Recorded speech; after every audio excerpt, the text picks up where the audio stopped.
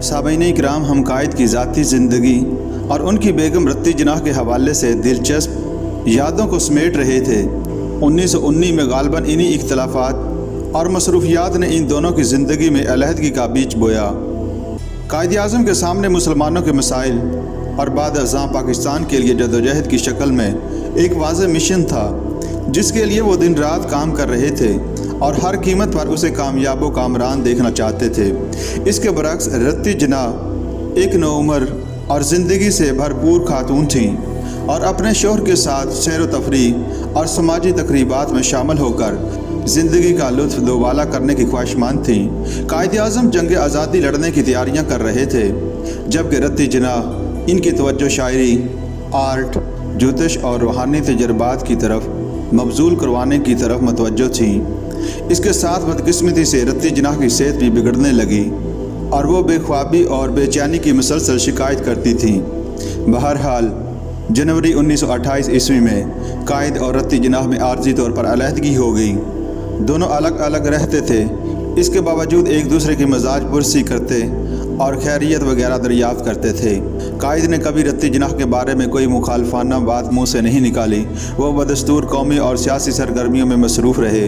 दीवान चमन लाल कायद-ए-आज़म और रत्ती जिनाह के ज़ाती दोस्तों में से एक थे। कायद-ए-आज़म 3 अप्रैल 1928 ईस्वी को जिस जहाज़ से इंग्लिस्तान रवाना हुए तो दीवान चमन लाल भी इसी जहाज़ से सफ़र कर रहे थे। उन्होंने कायद-ए-आज़म से मुलाकात के बाद अपने तासरात को इन अल्फाज में कलमबंद किया। जिनाह आज बहुत उदास हैं। ऐसा महसूस होता है कि वो दुनिया के सबसे ज़्यादा तन्हा और दिल गिरफ्ता शख्स हैं। ताहम वो अपनी सियासी सरगर्मियों को निजी ज़िंदगी के लिए तर्क करने पर हरगिज़ आमादा नहीं। कायद-ए-आज़म के हिंदुस्तान से चले जाने पर रत्ती जिनाह और भी बेकरार हो गईं और उनकी सेहत पहले से ज़्यादा ख़राब रहने लगी।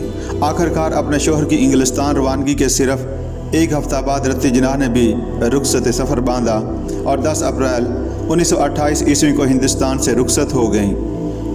पेरिस पहुंचकर रत्ती जिनाह की तबीयत बहुत ख़राब हो गई और इन्हें वहां शांज़ेलीज़े के एक क्लिनिक में दाखिला लेना पड़ा। इत्तफाक से दीवान चमन लाल को रत्ती जिनाह की अलालत का इल्म हो गया। वह हस्पताल पहुँचे तो रत्ती जिनाह बिस्तर अलालत पर दराज थीं। इन्हें इस वक्त 106 दर्जा बुखार था और वो मुश्किल से हिल जुल सकती थीं। इस हालत में भी उनके हाथ में अस्कर वायलेट की नज़मों का मजमुआ था। दीवान चमन लाल ने रत्ती जिनाह की नाजुक हालत को देखकर कायद-ए-आज़म के नाम आयरलैंड में एक तार भेजा और इन्हें पूरी सूरत हाल से आगाह किया। बदकिस्मती से कायद-ए-आज़म डब्लिन गए हुए थे। जो ही इन्हें रत्ती की अदालत की इत्तलाह पहुंची, वो फ़ौरन पेरिस के लिए रवाना हो गए। पेरिस के जॉर्ज पंजम होटल में कायद-ए-आज़म की दीवान चमन लाल से मुलाकात हुई तो कायद-ए-आज़म ने कहा, मगर रत्ती जिनाह की माँ ने तो मुझे बताया था कि इसकी तबीयत बेहतर है। इस पर दीवान चमन लाल ने जवाब दिया, मैं अभी हस्पताल से आया हूँ, उन्हें 106 दर्जा बुखार है और ऐसा लगता है कि करीब मर्ग हैं। यह सुनकर कायद-ए-आज़म चंद लम्हों तक खामोश और साकत बैठे जज्बात पर काबू पाने की कोशिश करते रहे। फिर उन्होंने क्लिनिक फ़ोन मिलवाकर रत्ती जिनाह की निगरान नर्स से बातचीत की। नर्स की बातें सुनकर वो और परेशान हो गए।